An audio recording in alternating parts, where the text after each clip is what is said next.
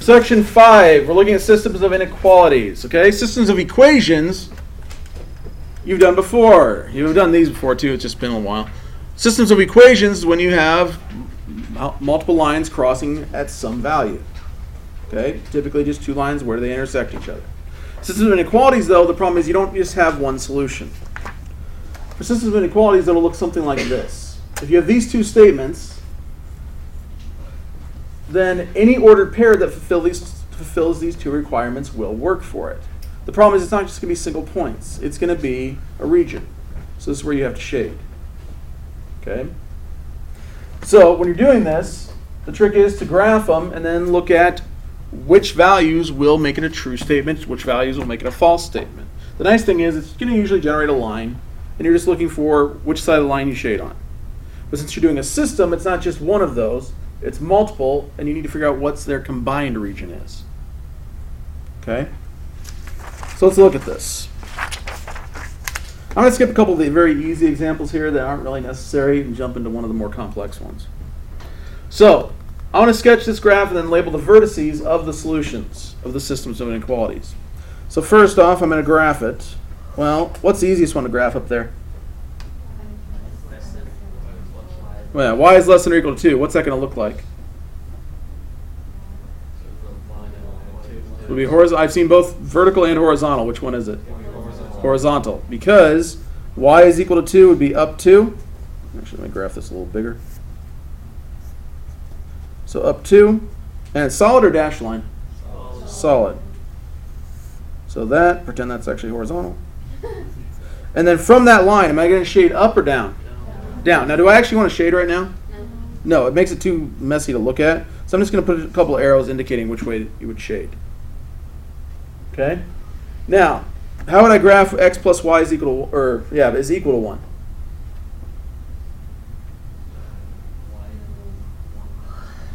You could solve it for y, but honestly, if it's already in standard form, the easier way to do it is just to find the intercepts. As long as it's not going through the origin, if I want to find the y-intercept, what would I make x? 0. So that just gives you literally y equals 1. So there's your y-intercept. If I make y equal to 0, that's going to give me what? 1. That's your x-intercept. So I literally just have 1 and 1. So is it going to be a solid or a dashed line? Solid. So it's just this line here. Now, how do I figure out which way to shade? Yeah, putting a test point. Usually, as long as it's not going through 0, 0, that's what I use. If I put in 0 here, 0 plus 0 is greater than 1. True or false? False, so I'm not going to shade towards 0. I'm going to shade away from it. So then for the next one, y-intercept. If I make x 0, y-intercept's what? 1. If I make y 0, your x-intercept is? Negative 1. Solid or dashed? Solid. Shade towards the origin or away from the origin? Away. 0 or negative 0 if you like, 0. Plus 0 is still not bigger than 1, so it's false, so away. So then, what's the actual shaded region that is for the entire system? That little triangle right here. So then what would my vertices be? Those interceptions. Yep, 0, 1. Anything else? Yep. 1, 2 right there. And negative 1, 2. So literally your answer would be all of that. The graph and the vertices. Remember doing this stuff? Yes. Good. Now, these are just inequalities. Nothing says they have to be linear.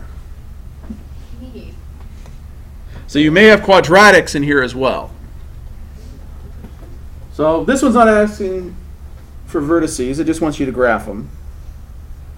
How would I graph x is less than 2 minus y? Well, what would your y-intercept or what would your x-intercept be? 2. You just make y 0, you get 2. What would your y-intercept be? Yeah, if I make this 0, the y is going to move over to the other side. The other thing you could do right away is rewrite this as x plus y is less than 2, if that makes it easier for you to see. So 2 and 2, solid or dashed? Dashed line because it does not include the line. Okay, then how do I graph x is equal to y squared? It's a parabola. Opening which way? Sideways. The y is squared. If it's y equals x squared, it'd be up. If it's y equals negative x squared, it'd be down. This is x equals y squared. So if you stop and think about it for a second, if I put in 0, that's a point. If I put in 1 for x, what squared gives you 1? 1 or negative 1. So either here or here. So then if I go out, or I can even do it the other way. If I go 2 on y or negative 2 on y, either way I get what for x? 4. So it'd be about here and here. So your parabola, dashed or solid? Dashed. Which is annoying to draw, but... Now the thing I didn't do was shade. I need to go back and look at the shading. For the line, am I going to shade towards the origin or away from the origin? Towards the origin. 0 is less than 2. That's true, so shade this way. For the parabola, I'm going to say shade inside the parabola or outside of the parabola. How do you know inside? Or do you say outside? I couldn't actually hear you. I just heard side.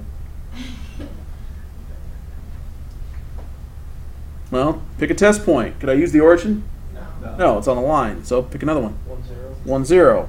If I go 1 and 0, that's 1 is greater than 0. True statement. So I'm going to shade towards that. In other words, I'm going to shade the interior of the parabola. So you kind of get this curved shape here that's flat on one side. So it'd be that shaded region. Now, what would my vertices be? Say again? Yeah, what are those coordinates?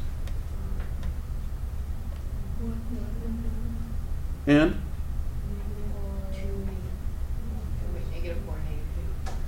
Positive 4, negative 2? Yeah, that's what I meant. Nope. What? Maybe we should graph this one. Oh. We just did. Wouldn't you get rid of all the shaded part under the x coordinate? Because the x is greater than y squared isn't a function. It's so it So? would just be that little bit on the top, right?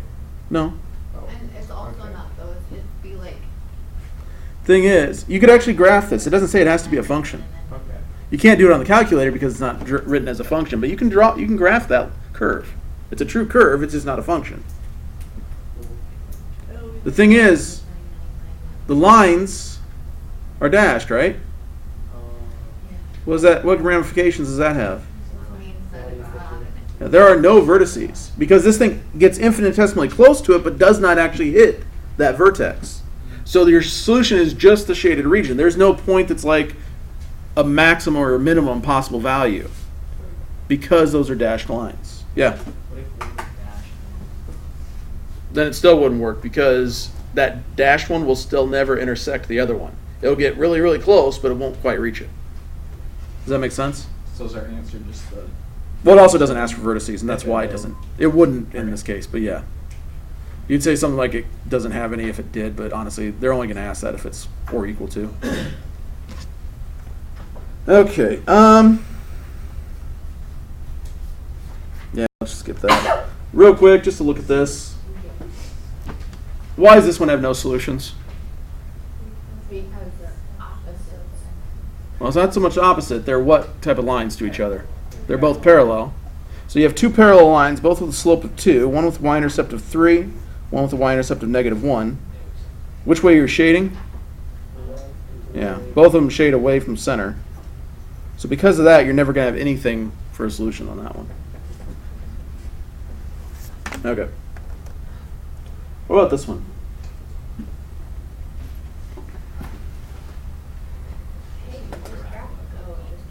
Yeah, this parabola actually does go up.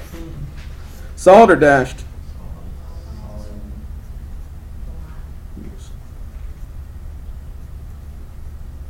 Typically, I just graph those 5 points real fast. What about the other one?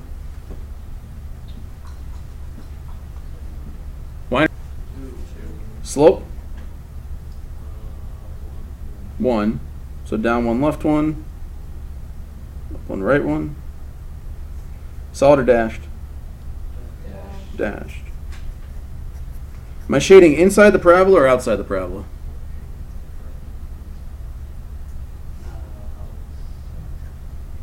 Yeah, if I put in 0 for x, 1 for y, that would be true. 0 is less than 1, so it'd be inside. So that's this way. Am I shading towards the origin or away from the origin for the line?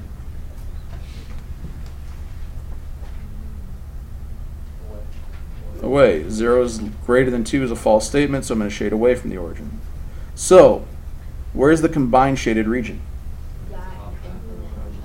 Yeah, starting from the line inside the parabola, infinitely up. Is that what we should do on that? Yeah. It's an unbounded region. You don't have to bother. I mean, you don't want to go solid all the way, you know. But that's fine. I wouldn't fill the entire page. Go far enough that it indicates. Never stop shading. Stop shading. Like on my desk and everything. Hey, if you're in Johnson's pre-cal classes, she's actually got the desks that have whiteboards now. It's a whiteboard top. What? Wait, that's a thing? Yeah. Yeah, oh yeah, they got new classrooms. So we got 3 different sets of different desks and different styles. So you just like do your work on your desk? I want that. Because she actually went and she's got a big enough room to try to move them around. She's in the middle of the building so people can come see them. And she actually missed a couple days of school going and looking at different sets of furniture and stuff. All pre-cal classes should be pretty easy. Well, I have to see. Maybe I don't want those kind. I got to decide. Is it like just like glossy with it? You can write them. Is it actually a white? No, it's this material. Oh, I wouldn't like that because when people write on it, then what if I set my notebook down and it gets all dirty?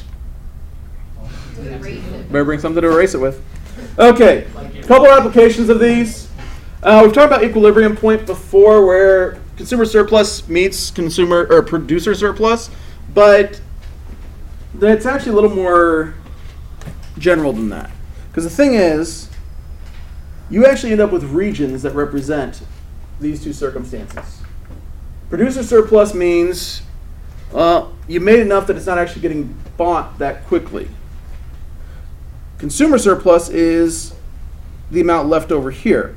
So the idea is when they're asking for producer and consumer surplus, you need to find not just the coordinate where they intersect, that would be the exact equilibrium. You want to find the shaded regions, and not just the entire shaded region. You want both of these. Okay? So we're going to have to find the area of those regions. So the idea is that, to clarify a little bit, producer surplus is defined as the area of the region that's above that supply curve. Okay? That's below the horizontal line passing through that equilibrium. The consumer is the opposite. Consumer surplus is the measure of the amount that consumers would have been willing to pay above what they actually paid. Whereas producer surplus is the measure that producers would have been willing to receive below what they actually took. So it's basically that negotiation room. Okay? Equation-wise, honestly, it's just an inequality setup. And realizing which equation's which. So if I wanted to graph this, first off, how would you go about graphing one for a word problem like this? Probably go for the calculator to start. Okay?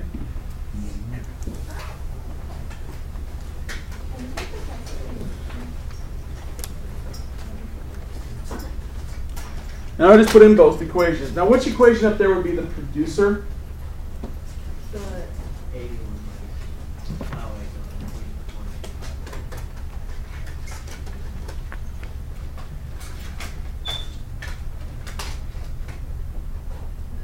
first one. The top one would be producer. Yeah, because Is this how much it's going less down. than what they actually received that they're Yeah, that's the production cost, yes. Because the $81 minus the 50, I'm trying to figure out why that's minus. But yeah, it would be. Yeah, this one is how much consumers are willing to pay. This is basically how much it's costing them to get it out the door. So, if I put both those in, what would I want to make the window?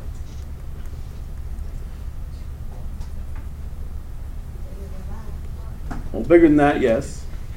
But think about it logically for a second. What would be the y-intercept of this graph? 81. So this one's y-intercept would be 0. So yeah, I would probably go like on the y, 0 to 100 or something, just so I can see everything clearly. So then you want to think x-intercepts. Well, again, this one's kind of boring. The x-intercept is just what? For the bottom one? 0. The x-intercept here, though, you would do what to find the x-intercept? Plug in 0 for what? For p. So then move over the 0.55x. What's 81 divided by 0.55?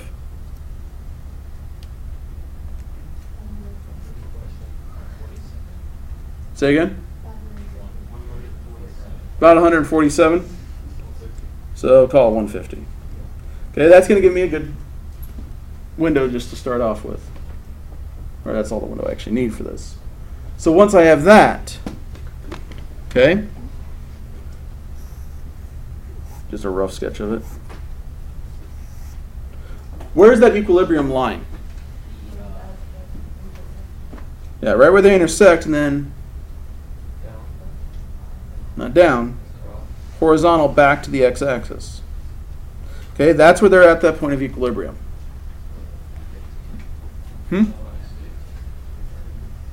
What do you mean 15? Yeah. What's the coordinates of this point? Because I'm actually going to need both. 120 and 15. So find the actual coordinates of that point of equilibrium. Then I want to find the area of these. Okay? When I go about it, this is going to be your consumer surplus. This is going to be your producer surplus. So how do I find the area of the producer surplus?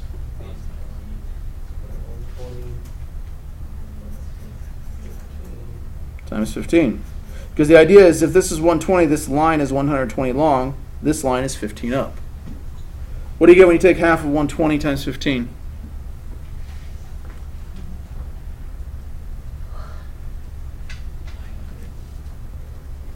And 900 what? Yeah, it'd be dollars. We'll assume US. How would I find the consumer surplus then?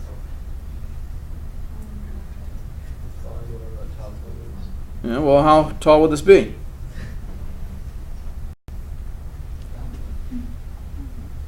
How would I find that? 66. 81 minus the 15, because I know the y-intercept up here is at 81, so just subtract them. So then 1/2 66 times 120 again. Gives you what? $3,960. Questions on that? Basically, this whole region here represents how much more consumers would have been willing to pay for the product. Okay? Now, the best turnout for both is out here at the equilibrium point. The thing is, you rarely will be at that exact value. Okay? Yeah. So with the 3,960, that's for the totality, like the entirety of the units sold, not per unit. Right. Okay. Exactly. How do you find that intersection point between the two lines other than just using your calculator? Solve algebraically. Okay. Kind of like on the quiz where you plug in one value for substitution. Apparently that was hard. Yeah. Make sure you do the easier values, though. There's no point in solving for x here where you can already have them both equal to p. Yeah. So for the actual quiz, you want us to solve it, not use our calculator? How would you use? What do you? Like, to get that, like, the point of intersection you want to see. Oh, you can do that. I don't care. Or you can use the calculator. Yeah. Just say by intersection or something like that. Yeah. Now sometimes it's gonna be faster when on those other previous problems. It was faster just to do it by hand rather than try to do it because you can visualize where the intersections are fairly easily. Okay, one more. Dietitian is asked to design a dietary supplement with 2 different foods. Each ounce of the first food contains 20 units calcium, 15 units iron, 10 units vitamin B. Each ounce of Y contains 10, 10, and 20 respectively. Minimum daily requirement is 280, 160, and 180. Find and graph a system of inequalities that describes this different amounts of food X and food Y to be used. Nope. Okay. Now, considering this is the very first step of what all of Section 6 is about, yes, you will have to do this. I think there's an answer. Sorry. So, I wouldn't even read that. first off, Would we have to set up like 3 equations? Yep. For each vitamin? yeah, your limitations are the vitamins. What you want to do, first off, is separate out your variables from your limitations. Okay? Now, the vitamins, because they tell you how much you have to have for each value, those are your inequalities. So you're going to have equations for iron, calcium, and vitamin B. Okay? Now those are going to be based on, what are the variables? The food X and food. Yeah, food X and food Y. And I would actually state what those are. I'm going to use X as a variable is equal to, what would the units be? 20. Calcium. Number of Units. Ounce. Make sure you read through the whole problem. Each ounce. So this is ounces of whatever X is. Y then represents ounces of food Y. Okay, so they're being very nice to you with the variables here, the names of the foods. So these are going to be X and Y along here, and you're going to have inequalities based on those 3 vitamins and minerals. So for calcium, how much is there in X? 20. 20, so I'm going to take 20X plus, And Y. Okay. how much total do you have? Well, 280. Now, is it going to be less than or greater than? Because that's a minimum, it's going to be greater than or equal to. So then what would the iron inequality look like? Iron. Say again. 15X plus,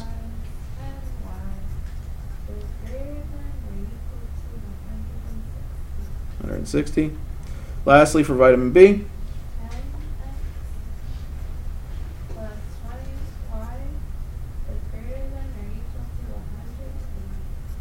okay. Do I have any other limiting factors besides those 3 minimums? Overdose. We're kind of ignoring that for the moment, but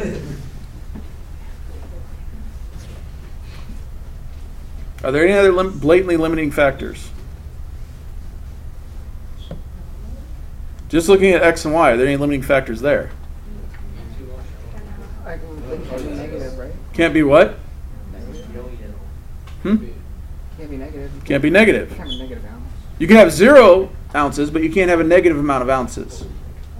Okay? So you actually need to have X is greater than or equal to 0, Y is greater than or equal to 0. So you have 5 inequalities to deal with. Okay? So then I want to find and graph a system of these inequalities. So if I go to graph these, well, the nice thing is this limits me to what? First quadrant. Then what I want to do is I want to look at X and Y intercepts to be able to get a rough graph of this thing. I don't want to bother solving it all the way out. I just want a rough sketch of this graph. So if I want to find what is the Y-intercept going to be for each of these? What's the Y-intercept for calcium? 28. What's the Y-intercept for iron? What's the Y-intercept for vitamin B? Be what? 9. 180 divided by 20 is 9. So 28, 16, and 9, I'd probably go up to 30. And then just graph those 3. 28, 16, and 9. Does not have to be perfect, just an approximation of it. What are my x-intercepts for calcium? So here I make y 0. 14 for iron.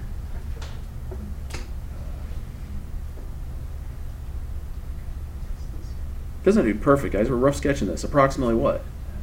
10. A little bit more than 10, right? Okay. What about for vitamin B? 18. So logically then, how far would I want to go out? About 20. So if I call this 20, there's 10.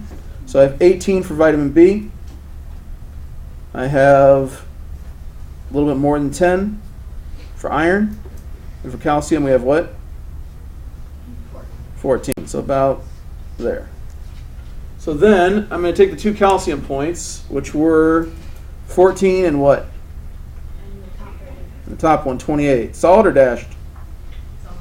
Solid. And draw your line. Am I shaded towards the origin or away from the origin? Away, because 0 is not greater than 280. For iron, that was the 10 point something and 16. Solid or dashed? Solid. Towards or away? Away. Away from the origin again. Then for the last ones, draw again a solid line. Towards or away? Away. So with no other limiting factors, where's my shaded region going to be? Yeah, outside of all of them, but inside of the x and y axes. So your shaded region ends up looking like, and again, it expands upwards forever. Can we just draw arrows? Now, all you need to do is at least a little bit of shading, not much. Now, the idea is you then have factors of, we'll add to this tomorrow, looking at, okay, if I want to minimize cost, food X costs this much money, food Y costs this much money, I want to minimize the amount of cost to produce each type of pill. So it'll be stuff like that. Questions on this? Okay, rest of the time's yours.